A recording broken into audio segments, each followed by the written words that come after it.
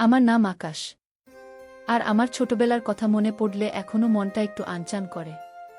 তখন আমার বয়স ৭৮ হবে। বাবা মা আমাকে নিয়ে কাকার বাড়ি যেতাম।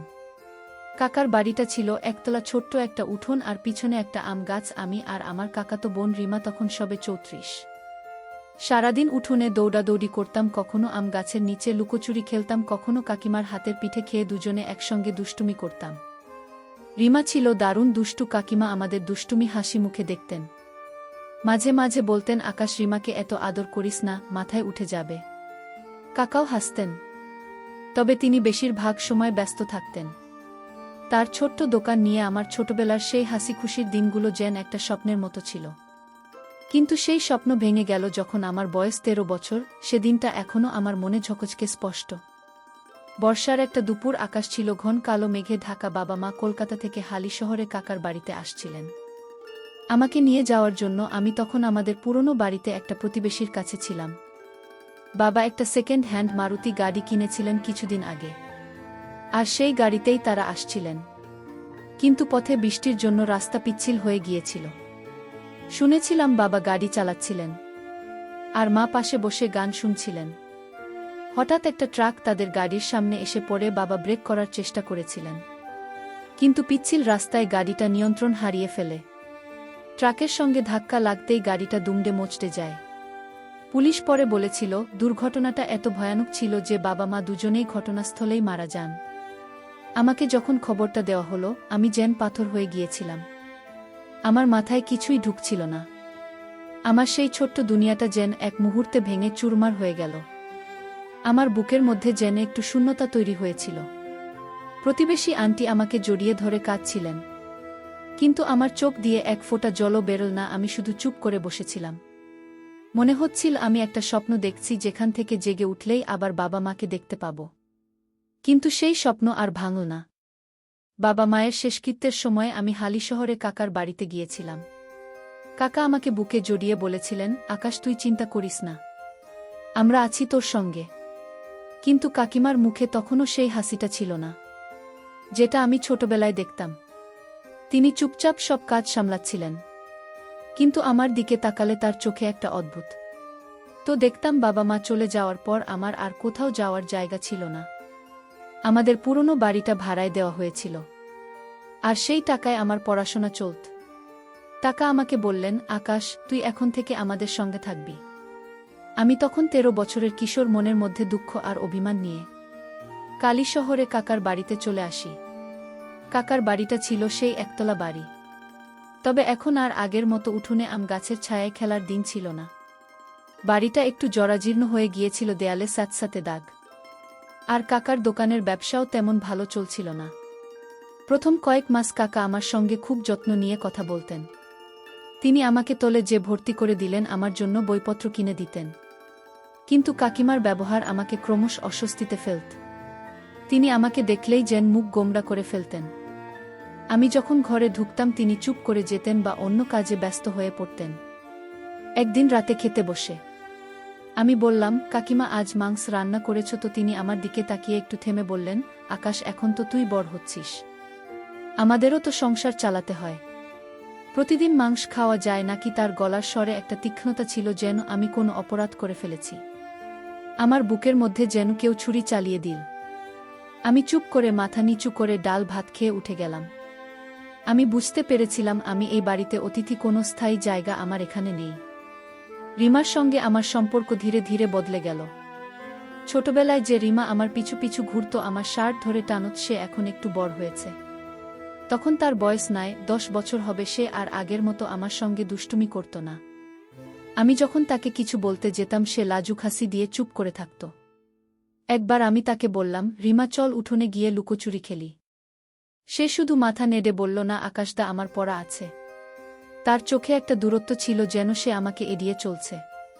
আমি বুঝতে পারিনি এটা তার লজ্জা না, কাকিমার প্রভাব। কাকিমা মাঝে মাঝে রিমাকে বলতেন, তুই আকাশের সঙ্গে বেশি মিশিস না, ও এখন বড় হয়েছে। এই কথাগুলো আমার কানে এসে পৌঁছাত, আর আমার মনে হতো আমি এই বাড়িতে একা হয়ে যাচ্ছি। রিমার এই দূরে সরে যাওয়া আমাকে আরও একা করে দিল। একদিন আমি ঠিক করলাম আমি আর এখানে থাকব না।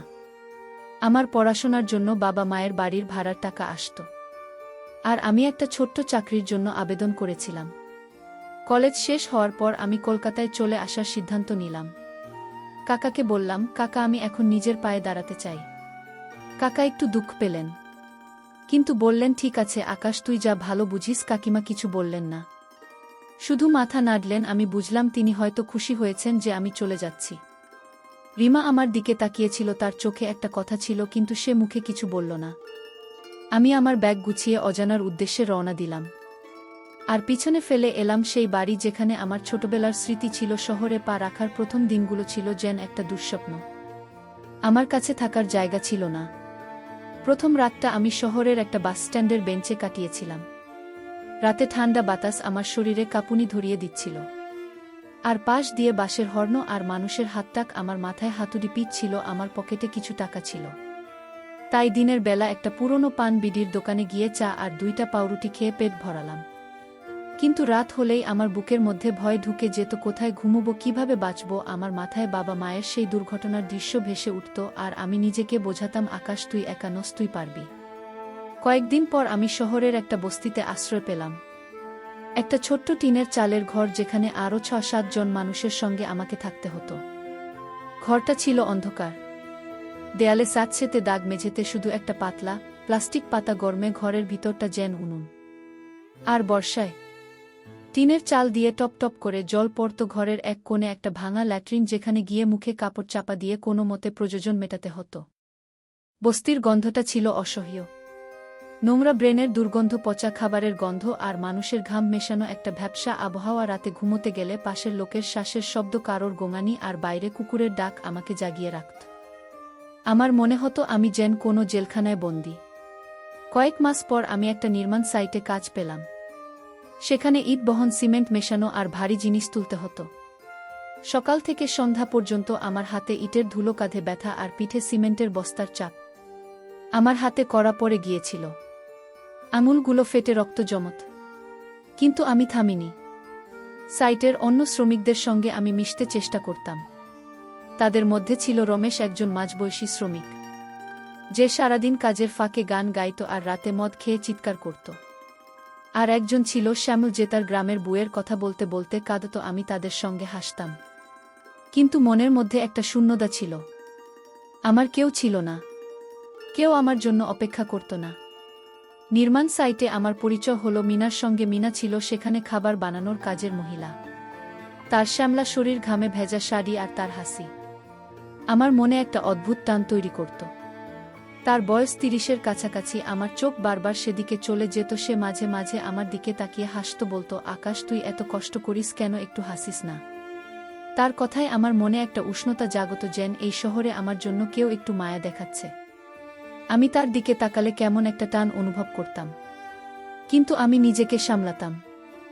বস্তির জীবন আমাকে ভিতর থেকে ভেঙে দিচ্ছিল। টিনের চালের ঘরে গরমে আমার শরীর ঘামে ভিজে যেত, আর বর্ষায় ছাদ দিয়ে জল পড়ত। ঘরের এক কোণে ভাঙা ল্যাট্রিন, যেখানে গিয়ে মুখে কাপড় চাপা দিয়ে কোনো মতে ব্যবহার করা যেত। রাতে পাশের রুমমেটদের চেঁচামেচি, কুকুরের ডাক আর নোংরা ড্রেনের গন্ধ আমাকে জাগিয়ে রাখত। শহরের বস্তির সেই দিনের চালের ঘরে আমার জীবন যেন একটা অন্ধকার গুহায় বন্দী হয়ে গিয়েছিল। একদিন রাতে আমার শরীরে জ্বর এলো, শরীর কাঁপছিল, মাথা ঝিমঝিম করছিল, আর আমার বুকের মধ্যে যেন একটা ভারী পাথর চেপে বসেছিল। আমার পকেটে ডাক্তার দেখানোর টাকা ছিল না।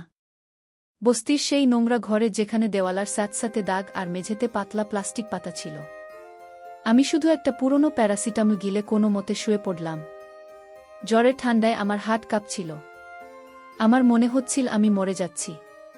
মিনা সেদিন বিকালে আমাকে দেখতে এসেছিল নির্মাণ সাইটে। তার সঙ্গে আমার বন্ধুত্ব হয়েছিল। তাকে দেখে আমার মনে একটা নিষিদ্ধ টান তৈরি করেছিল। সে আমার ঘরে ঢুকে আমার কপালে হাত দিয়ে বলল, আকাশ তোর এত জ্বর কেন, আমাকে বলিসনি?